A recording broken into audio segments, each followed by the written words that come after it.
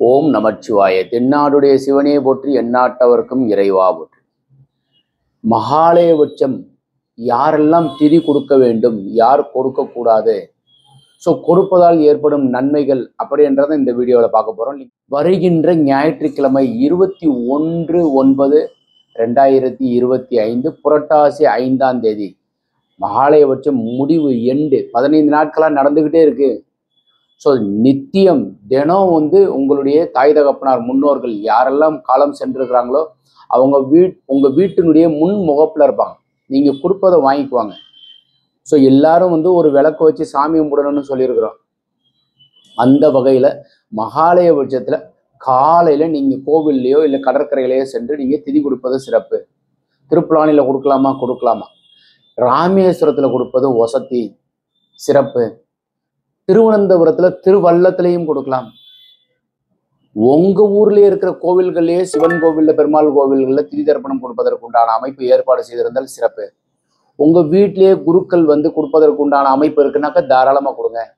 உங்கள் வீட்டிற்கு குருக்கள் வருவாங்க, ஐயர் வருவாங்க, பட்டர்மார் வருவாங்க. இந்த மாதிரி திதி கொடுப்பதற்கு உண்டான அமைப்பு வருடத்தில் எத்தனை தடவை கொடுக்கணும், சிரார்ந்து கொடுக்கறதுங்கிறது இது. திதி கொடுக்கறது விட்டு போயிருந்தாலும் கொடுப்பது சிறப்பு. ரொம்ப நாளாக கொடுக்காம விட்டுட்டோம் சாமி அப்படின்னா உங்கள் முன்னோர்கள் உங்கள் வீட்டுக்கு வந்துட்டு திரும்பி போயிருப்பாங்க.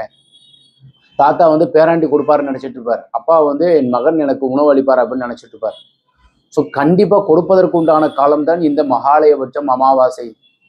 ஸோ வருடத்தில் ஒரு தடவை இந்த தை அமாவாசை, ஆடி அமாவாசை, மகாலயபட்சம் 15 நாட்கள் நடந்து கொண்டிருக்கும் போது இந்த கடைசியான ஞாயிற்றுக்கிழமை சூரியனுடைய நாளில் அமாவாசைங்கிறது சூரியனும் சந்திரனும் சேர்றது அமாவாசை. சூரியனும் பௌர்ணமியும் 7ஆம் இடமாக இருப்பது பௌர்ணமி.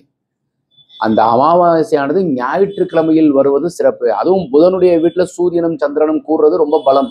புத ஆதித்ய யோகம்னு சொல்றது. அந்த வகையில இந்த ஆண்டு உங்களுக்கு அருமையான ஒரு பொற்காலம், கொடுப்பதற்கு உண்டான நல்ல நேரம். கொடுப்பதால் என்னென்ன நன்மைகள் நடக்கும்? வீட்டில் திருமணம் ஆகாமல் காலம் உங்களுக்கு போய்கிட்டே இருக்கு. பையனுக்கு வயதாயிட்டு இருக்கு, பொண்ணுக்கு வயசாயிட்டு இருக்கு, இல்லை திருமணம் வேணான்னு சொல்றாங்க. காரணம் என்னன்னு தெரியல. எங்ககிட்ட எல்லா விதமான வசதிகள் இருக்கு. திருமணத்திற்கு உண்டான காலதாமதம்ங்கிறது முன்னோர்களுக்கு திதி தர்ப்பணம் கொடுக்காமல் இருப்பதற்கு உண்டான அமைப்பு. அடியன் நித்தியமாக திதி கொடுப்பது, நித்திய திதி கொடுக்கறது. அடியன் சிவதிச்சை எடுத்துருக்கிறதுனால அடியனே கொடுத்துக்கலாம். ஒரு குருக்கள் வச்சுதான் பண்ணணுங்கிறதுல அடியனே பண்ணிக்கிறது. ஆச்சாரியன் வாங்கியிருக்கிறேன். அதனால ஏதோ சிவ பூஜை பண்றதுக்கு முன்னாடி திதி கொடுத்துறது உண்டு. அதனால நீங்க அவசியமாக இந்த நாள்ல கொடுத்தோம்னாக்கா திருமணத்திற்கு உண்டான காலத்துல ஏதாவது பிழை இருந்தாலும், ஒருவேளை உங்க பையனுக்கோ பொண்ணுக்கோ வெளிநாடு வெளியூர் மாநிலத்திற்கு போக வேண்டியிருக்கு, வேலை கிடைப்பதற்கு உண்டான காலதாமதம், ஆரோக்கியத்தில் ஏதோ ஒரு பிழை. ஸோ அமாவாசையிலையும் பௌர்ணமிலையும் பிறக்கிறது திதி சூன்யம் கிடையாது. ஒவ்வொரு திதியிலையும் ஒரு சூன்யம் இருக்கு. அந்த ராசி உங்களுக்கு சூன்யம் ஆயிடும். ஆனா இந்த அமாவாசையிலையும் பௌர்ணமிலையும் திதி சூன்யம் கிடையாது. அதுல முக்கியமா மகாலயபட்சத்துல நீங்க முன்னோர்களுக்கு திதி தர்ப்பணம் கொடுப்பதற்கு உண்டான ஏற்ற காலம். அந்த வகையில ஞாயிற்றுக்கிழமை 21/9/2025 ஞாயிற்றுக்கிழமை காலையில 5 மணிலிருந்து 12 மணிக்குள்ள அவசியமா கொடுங்க. அருமையான காலம். புரட்டாசி 5 சனிக்கிழமை பெருமாளுடைய நாளுக்கு அடுத்த நாள் திதி கொடுப்பதற்கு உண்டான காலம். உங்க வீட்டிலேயே நீங்க எள்ளும் தண்ணி இறைக்கிறது. ஸோ நீங்க கடற்கரை தான் போக முடியல, எங்களுக்கு வேலைப்பளு காரணமாக வாய்ப்பு இல்லை, ஞாயிற்றுக்கிழமை லீவு நாள் தான், ஸோ வீட்லேயே கொடுத்துடலாமா? ஒரு பாத்திரம் எடுத்துக்கோங்க, பின்னாடி இருக்கிற மாதிரி செய்யுங்க.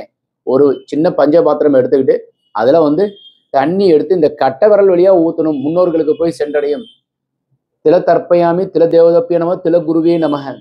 ஸோ உங்களுடைய தாய் தகப்பனார் சென்றவங்களை எல்லாருடைய பேரை சொல்லி தண்ணியை இறைக்கிறது. ஆன்லைன்லேயே நிறைய பேர் இதை சொல்லி கொடுக்குறாங்க. அதை அப்படியே நீங்கள் செய்யலாம். அடியேன் சுருக்கமாக சொல்கிறேன். தண்ணி எடுத்துக்கோங்க, மொட்டை மாடி போங்க, நீங்களும் உங்கள் மனைவியுமா சேர்ந்து தண்ணி எள்ளு அப்படியே ஊற்றுறது கட்டவரல் வழியாக வெளியே வரும். நேராக ஊற்றுனா இந்திரர்களுக்கு போகும், கட்டவரல் வழியாக ஊற்றுனோம்னாக்கா முன்னோர்களுக்கு சென்றடையும். அது யாரெல்லாம் காலம் சென்றிருக்கிறாங்களோ அவங்கள நினச்சி பண்ணுறது. ஸோ நிச்சயமாக அது முன்னோர்களுக்கு சென்றடையும். உங்கள் வீட்டில் அவங்க ஏற்றுக்குவாங்க. வீட்டில் ஈசான மூலைன்னு சொல்றது, வடகிழக்கு மூலை, நார்த் ஈஸ்ட் கார்னர்ல நாளைக்கு காலையில் அவசியமாக தீபம் ஏற்றி வைங்க. ஸோ அது உங்களுடைய தீப ஒளியில அவங்க பயணம் பண்ணிக்கிட்டே இருப்பாங்க. போயிட்டு திரும்பி போறதுக்கு உண்டான அமைப்பு. உபவாசம் இருந்தால் சிறப்பு. வாய்ப்பு இருக்கு, என்னால் சாப்பிடாம இருக்க முடியும் அப்படின்னாக்கா மத்தியானம் ஒரு நல்ல வாழையில போட்டு அதுல படையல் வைங்க. பெரும்பகுதியானவர்கள் கிராமத்துல இருக்கிறவங்க அது மட்டும்தான் பண்றாங்க. திதி கொடுத்துட்டு நீங்க அதுக்கப்புறம் இதை செய்யணும். ஸோ திதி கொடுக்கறது ஒரு குருக்கள்கிட்ட வந்து இந்த மாதிரி முன்னோர்களுடைய பெயரெல்லாம் சொல்லி செய்யறது ரொம்ப சிறப்பு.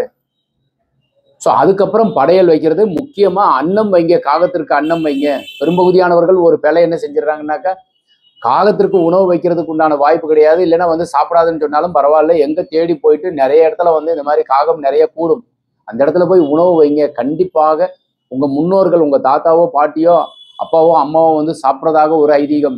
ஸோ அன்றைய தினம் சுபம் நாமயோகம் நல்ல பாருங்க. சுபம் நாமயோகத்திற்கு யோகி யாருன்னா சூரியன் உங்களுக்கு யோகி. சூரியனுடைய நாளில் திதி கொடுக்கறது ரொம்ப சிறப்பு.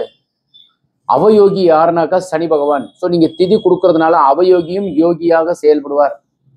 ஸோ அன்றைய தினமும் சிறப்பு அமிர்த யோகம், சித்த யோகம் இருக்கு. நீங்க உங்க முன்னோர்களுக்கு கொடுக்கும்போது அவங்க ஆசீர்வாதம் பண்ணிட்டு போவாங்க. நல்லா இருக்கணும் என் பேராண்டி, என் பையன், என் மகன், என் பொண்ணு நல்லா இருக்கணும்னு சொல்லிட்டு அப்பா அம்மா வாழ்த்துவாங்க.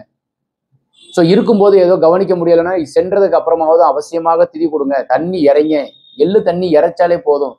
கோவில்ல போய் கொடுக்கலாம், கடற்கரையில கொடுக்கலாம், வீட்லயும் கொடுக்கலாம். காலையில நீங்க திதி கொடுத்துட்டு பசுங்கன்றுக்கு வந்து கீரை கொடுங்க, பழங்கள் கொடுங்க, ஆட்டுக்கு கூட கொடுக்கலாம். வாயில்லா ஜீவன்களுக்கும் நிறைய வந்து உணவு வழங்குங்க, அன்னதானம் பண்ணுங்க, ரொம்ப சிறப்பு. ஸோ படையல் வச்சதை வந்து நீங்க முதல் காகத்துக்கு வச்சுட்டு அதுக்கப்புறம் நீங்க வந்து உணவு அருந்துறது நிச்சயமாக நன்மை பயக்கும். ஸோ ஞாயிற்றுக்கிழமை அவசியமாக அனைவரும் வாய்ப்பு இருக்கிறவங்க. ஸோ ஒரு சிலர் என்ன சொல்லுவாங்கன்னா, நிறை மாத கர்ப்பிணியா இருக்கிறாங்க, கொடுக்கக்கூடாது, வீட்டில் சுப நிகழ்ச்சி நடக்க போகுது, கொடுக்கக்கூடாது அப்படின்றதெல்லாம் கிடையாது. முன்னோர்களுக்கு நீங்கள் திதி கொடுப்பதன் மூலம் அவர்கள் ஆசீர்வாதம் பண்ணும்போது அனைத்து விதமான சுபம் நடக்கும். ஸோ அதனால அவசியமாக திதி கொடுங்க. ஸோ நிச்சயமாக உங்க உறவுகள் உங்களுக்கு வாழ்த்துவாங்க. இந்த தகவல் உங்களுக்கு பிடித்திருந்தால் லைக், ஷேர் பண்ணுங்க, கமெண்ட் பண்ணுங்க, சப்ஸ்கிரைப் செய்து வைங்க. வணக்கம்.